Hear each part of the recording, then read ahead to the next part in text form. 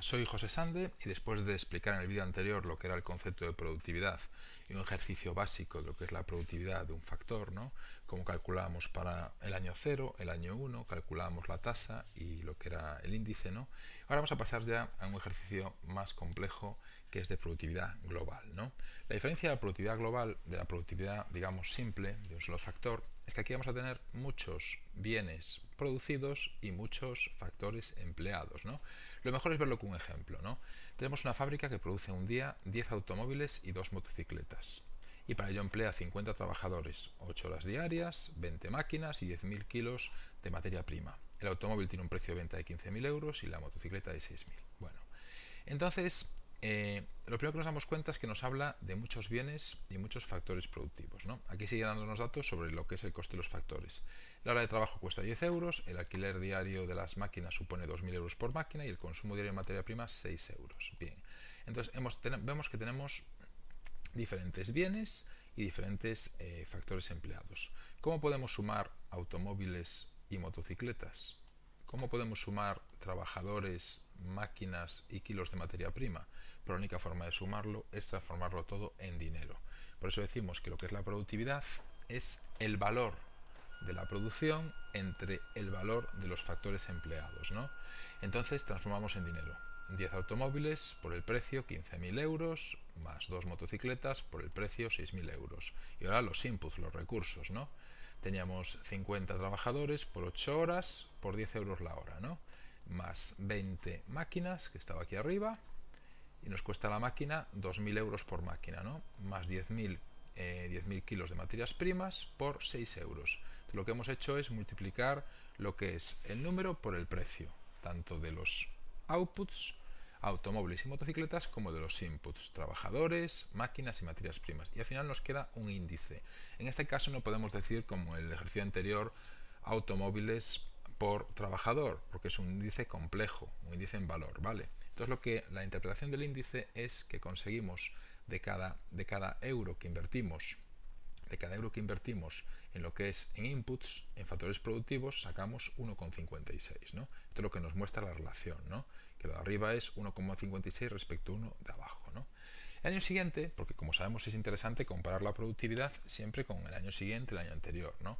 Se contratan 10 trabajadores más a jornada completa, aumentando un 20% la cantidad requerida de materia prima y su precio. La producción de automóviles ha aumentado un 30% y la de motocicletas un 50%. El precio de venta ha disminuido un 5% de los automóviles y un 3% de las motocicletas. Vemos que ahora tenemos que calcularla con los cambios que ha habido, tanto de, digamos, de producción, como de empleo de factores, como de precios, ¿no? Entonces, claro, tenemos que ir poco a poco, ¿no? Se contratan 10 trabajadores más. Bueno, pues si antes teníamos 50, ahora tenemos aquí abajo 60, aumentando un 20% la cantidad requerida de materia prima y su precio.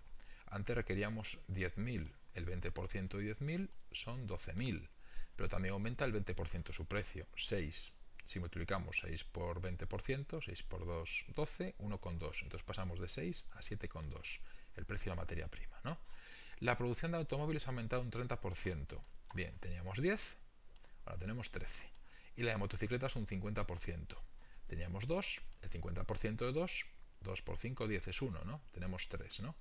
El precio de venta ha disminuido un 5% en los automóviles, calculamos el 5% de 15.000 y nos da 14.250, ¿no? Al restar el 5%. Y ha disminuido un 3% en el de motocicletas. Calculamos el 3% de 6.000, se lo restamos y nos da 5.820. El resto de factores suponemos que sigue constante, ¿no? Entonces, con estos cambios observamos que ahora la productividad global nos da 1,54, ¿no? Entonces quiere decir que por cada euro invertido aquí abajo conseguimos 1,54, ¿no? ¿Qué sucede? Pues que ha disminuido. Ha disminuido porque antes teníamos 1,56 y ha pasado a 1,54. Esto podemos comprobarlo con el índice de productividad global, que es la productividad global en el año 1 respecto al anterior, y nos da 0,99, ¿no? Que es lo que ha disminuido, ¿no? Un 1%, ¿no? Y también con la tasa. Como siempre la tasa, como hemos visto en el ejercicio de productividad simple, la tasa es x2 menos x1 entre x1, ¿no? Entonces ha disminuido un 2%, un 0,02, respecto al primer dato que era 1,56, implica una reducción, aquí está el símbolo negativo, del 1%. Bien, menos 1%. Vemos que se corresponde 100% menos 1 a 99, la relación que explicamos antes entre el índice de productividad global y la tasa, ¿no?